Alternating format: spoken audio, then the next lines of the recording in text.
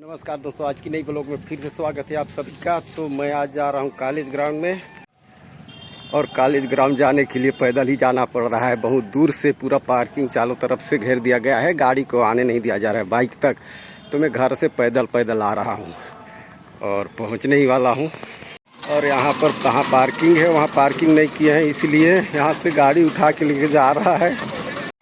और देखिए भाई, पब्लिकों का भीड़ अभी 10:30 बजे से ही इतना सारा पब्लिकों का भीड़ इकट्ठा हो चुका है। अभी 11 बजे तक क्या क्या देखने को मिलेगा सब दिखाने वाला हूँ। देख सकते हैं डोम कितना बड़ा बना है।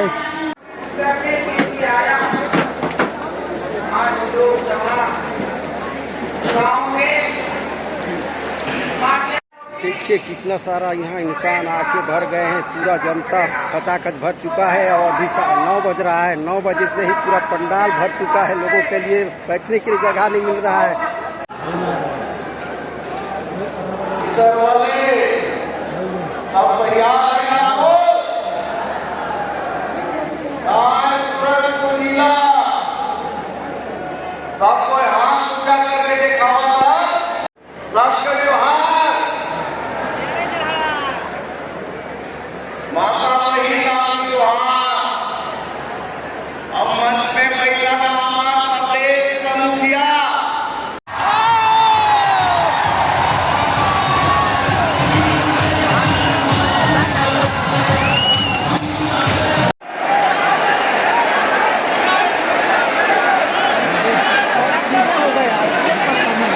लोकप्रिय नेता जिनको देश की जनता इस प्रकार जानती है, मोदी है तो सब मुमकिन है।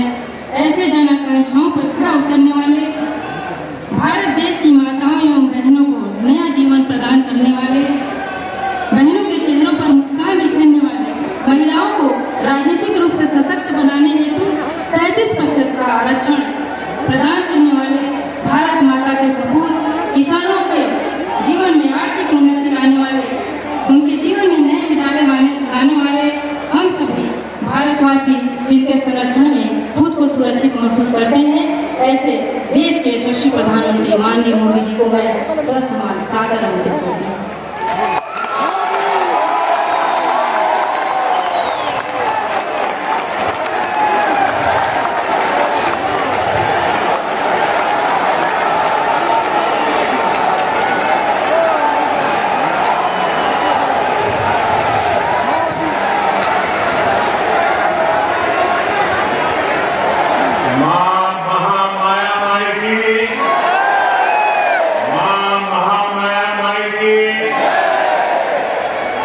हमारी बहनी भाई गद्दा और जम्मू संगवारी मंडला लोग जय जोहार। भाजपा ने जब मुझे प्रधानमंत्री पद का उम्मीदवार बनाया था, तब अंबिकापुर में ही आपने लाल किला बनाया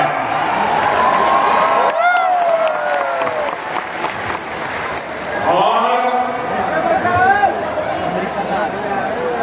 जो कांग्रेस का इकोसिस्टम है, आए दिन मोदी पर हमला करने के लिए जगह ढूंढते रहते हैं। आशीर्वाद दे रहा है। फिर एक बार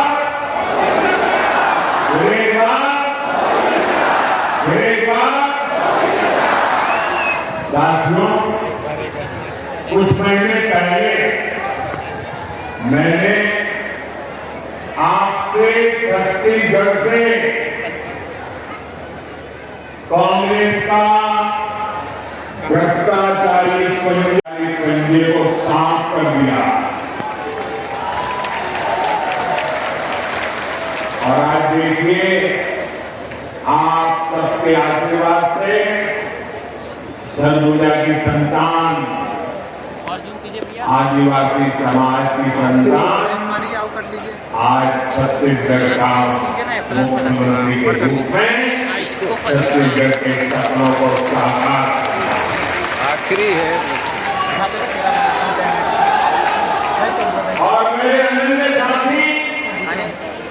भाई विष्णु जी विकास के लिए बहुत तेजी से काम कर रहे हैं। आप देखिए अभी कोई ज्यादा समय नहीं हुआ है, बहुत कम समय हुआ है, लेकिन इन्होंने इतने कम समय में रॉकेट की गति से सरकार चलाई है। धान किसानों को दी गारंटी हुआ है।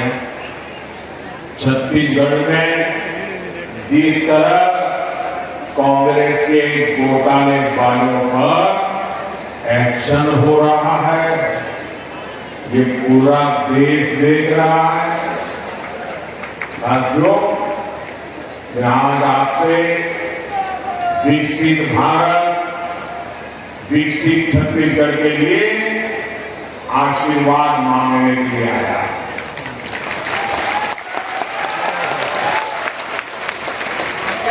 जब मैं विकसित भारत कहता हूं तो कांग्रेस वालों का और दुनिया में बैठी कुछ ताकतों का माथा गर्म हो जाता है। अगर भारत शक्तिशाली हो गया तो कुछ ताकतों का खेल ही बिगड़ जाएगा। आज अगर भारत, इसलिए वो भारत में कांग्रेस और एनडीए गठबंधन की कमजोर सरकार चाहते हैं। ऐसी कांग्रेस सरकार जो आपस में लड़ती रहे, जो घोटाले करती रहे। साथियों, कांग्रेस का इतिहास सत्ता के लालच में देश को तबाह करने का रहा है। कांग्रेस हिंसा फैलाने वालों का समर्थन कर रही है। इतना ही नहीं, जो लोग निर्दोषों को मारते हैं, लोगों का जीना हराम कर देते हैं, पुलिस पर हमला करते हैं, सुरक्षा बलों पर हमला करते हैं, अगर वो मारे जाए तो ये कांग्रेस वालों को शहीद कहते हैं। जब आप ऐसे लोगों को शहीद कहते हो ना, तो इस देश के शहीदों का, वीरों का अपमान करते हैं। इसी कांग्रेस की सबसे बड़ी नेता आतंकवादियों के मारे जाने पर आंसू बहा दिए। ऐसी ही करतूतों के कारण कांग्रेस देश का भरोसा खो चुकी है। उसी दिन मैंने कह दिया था, आज मैं कह रहा हूं, उसी दिन कहा था कि कांग्रेस का मैनिफेस्टो पर मुस्लिम लीग की छाप है।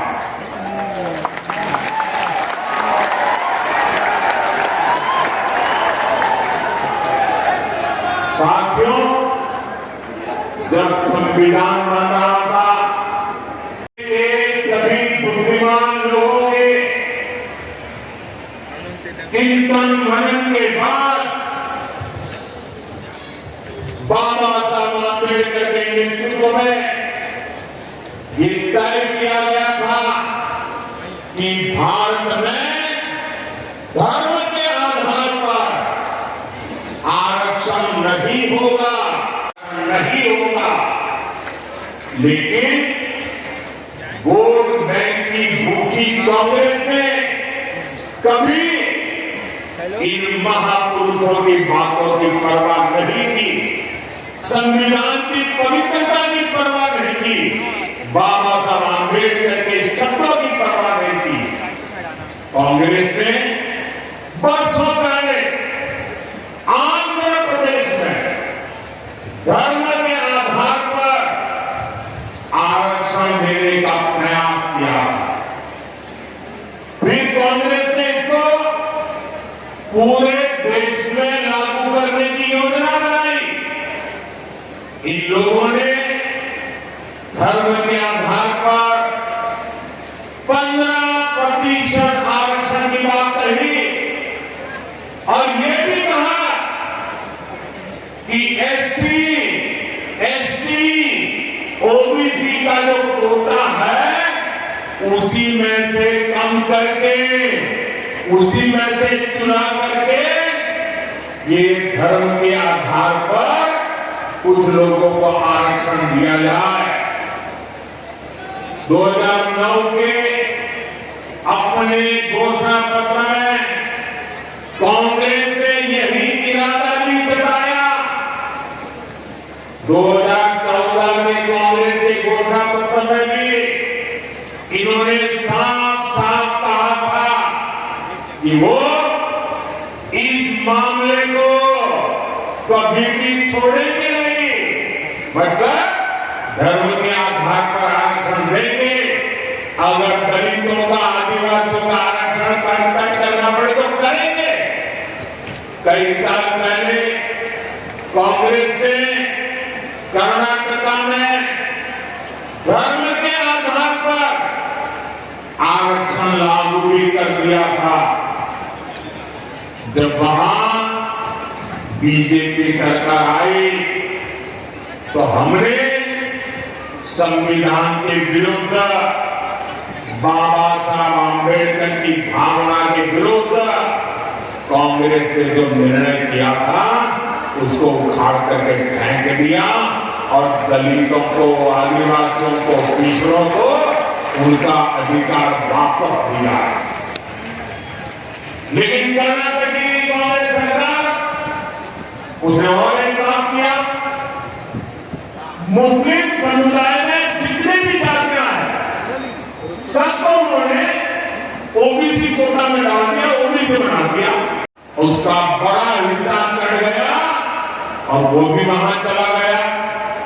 यानी कांग्रेस ने सामाजिक न्याय का अपमान किया, सामाजिक न्याय की हत्या की। कांग्रेस ने भारत के सेक्युलरिज्म की हत्या की। कर्नाटक अपना यही मॉडल ये कांग्रेस पूरे देश में लागू करना चाहती। कांग्रेस संविधान बदलकर एससी, एसटी, ओबीसी का हक अपने वोट बैंक को देना चाहती है। भाइयों बहनों, ये सिर्फ आपके आरक्षण को ही लूटना नहीं चाहते, उनके तो बहुत कारनामे हैं।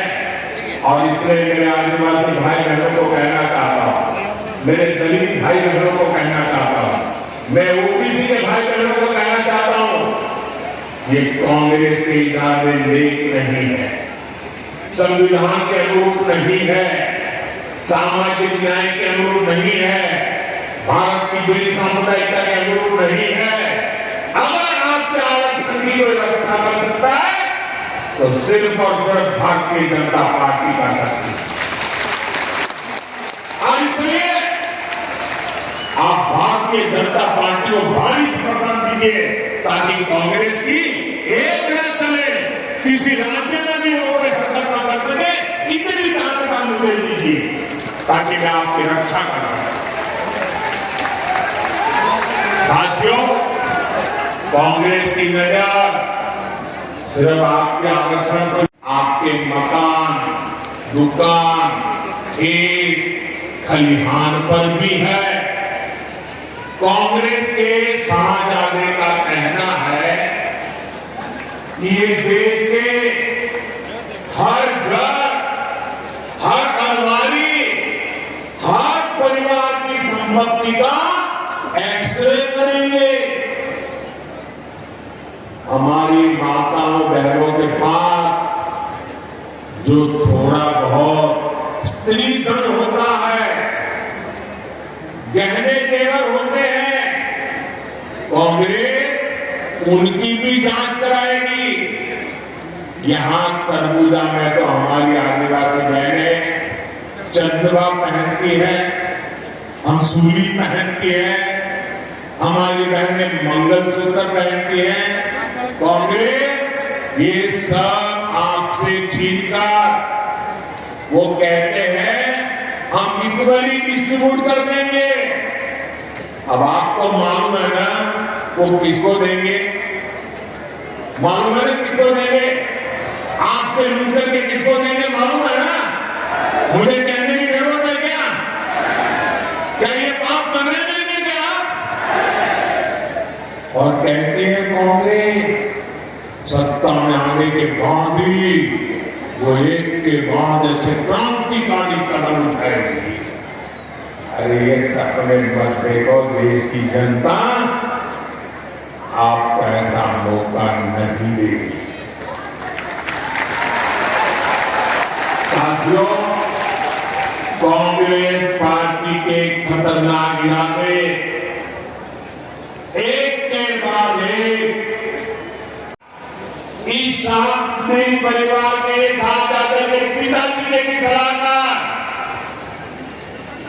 उन्होंने कुछ समय पहले किया कहा था, और ये परिवार उन्हीं की बात मानता है।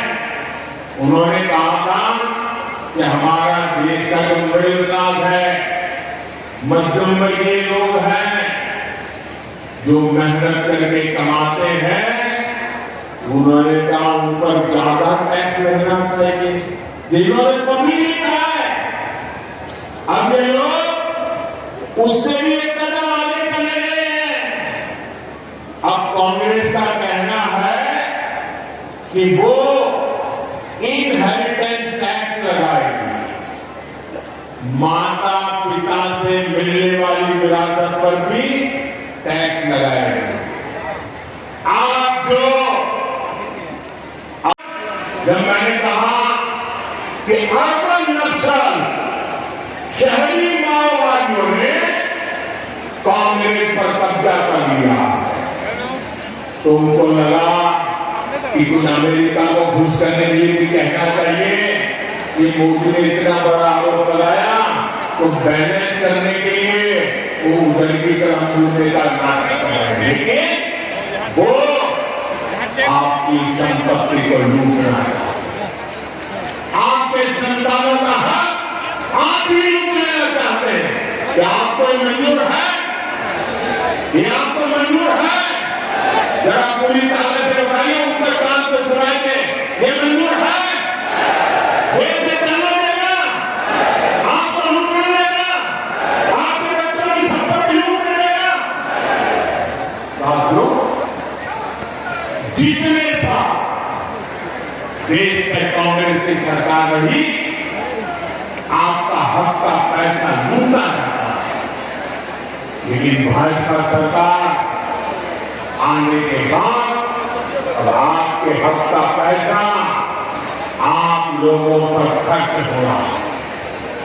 4 जून के बाद छत्तीसगढ़ के हर परिवार में जो बुजुर्ग माता पिता है, जिनकी आयु 70 साल हो गई है, अब उनको मैं कहना चाहता हूं, आज अगर आप बीमार होते हैं तो आपके बेटे को खर्च करना पड़ता है, आपकी बेटी को खर्च करना पड़ता है।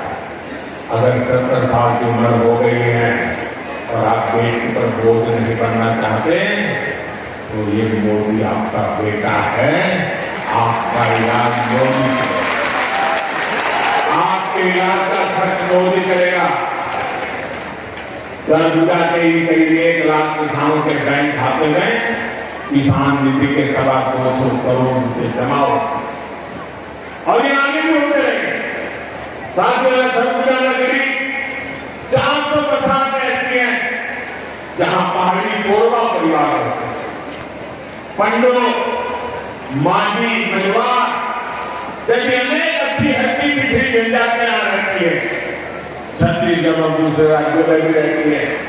हमने पहली बार ऐसी सभी जनजातियों के लिए 24,000 करोड़ रुपए की पीएम जनधन योजना भी बनाई है। इस योजना के तहत पक्के घर, बिजली, पानी, शिक्षा, स्वास्थ्य, कौशल विकास ऐसी सुविधाएं पिछड़ी जनजातियों के गांव तक पहुंचेगी। साथियों, 10 वर्षों में भांति भांति की चुनौतियों के बावजूद यहाँ रेल, सड़क, अस्पताल, मोबाइल टावर ऐसे अनेक काम हुए हैं।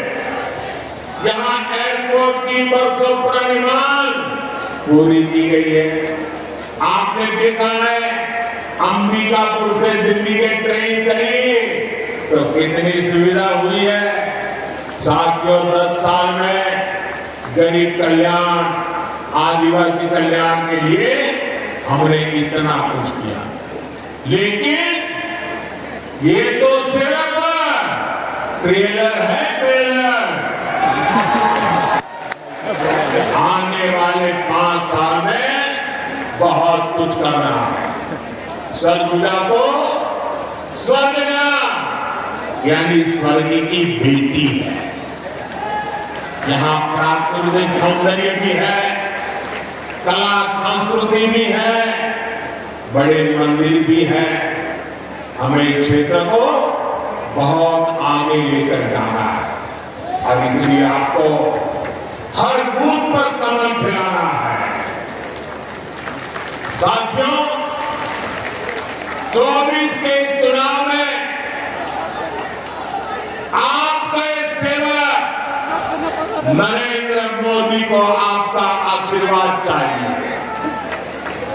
मैं आपसे आशीर्वाद मांगने आया। आपको केवल एक सांसद ही नहीं चुनना, बल्कि देश का उज्जवल भविष्य चुनना है। अपने आने वाली पीढ़ियों का भविष्य चुनना। राष्ट्र निर्माण का ये मौका बिल्कुल न गंवाएं। गर्मी हो, शादी ब्याह का अवसर हो, खेत में कोई काम निकला हो, रिश्तेदार के यहाँ जाने की जरूरत पड़ रही हो, इन सब के बावजूद भी मतदान के दिन कुछ समय ये आपके सेवक मोदी के लिए निकालिए। भारत के लोकतंत्र के निकालिए, भारत के उज्जवल भविष्य के लिए निकालिए, आपके बच्चों की गारंटी के लिए निकालिए और मतदान अवश्य करें। अपने बूथ में सारे रिकॉर्ड तोड़ने वाला मतदान हो, इसके लिए मैं आपसे प्रार्थना करता हूं और मेरा आग्रह है पहले मतदान फिर जलपान। हर बूथ में मतदान का उत्सव होना चाहिए, लोकतंत्र का उत्सव होना चाहिए। गाने बाजे के साथ लोकतंत्र जिंदाबाद, लोकतंत्र जिंदाबाद करते करते मतदान करना चाहिए। और मैं आपको वादा करता हूं भाइयों बहनों, मेरे लिए आपका एक एक वोट ये सिर्फ वोट नहीं है, मेरे लिए ईश्वर रूपी जनता जनार्दन का आशीर्वाद। ये आशीर्वाद परमात्मा से कम नहीं है, ये आशीर्वाद ईश्वर से कम नहीं है। इसलिए भारतीय जनता पार्टी को दिया आपका एक एक वोट, कमल के फूल को दिया हुआ आपका एक एक वोट विकसित भारत बनाएगा और ये मोदी की गारंटी है। कमल के निशान पर आप बटन दबाएंगे, कमल के फूल पर आप वोट देंगे तो वो सीधा वोट मोदी के खाते में जाएगा, वो वोट सीधा मोदी को मिलेगा। भाइयों बहनों 7 मई को चिंतामणि महाराज जी को भारी मतों से जिताना है। मेरा एक और आग्रह है, आप गर्व करिएगा और कहिएगा मोदी जी ने जो हार कहा है, कहेंगे मेरे साथ बोलिए भारत माता की, भारत माता की, भारत माता की। बहुत बहुत धन्यवाद।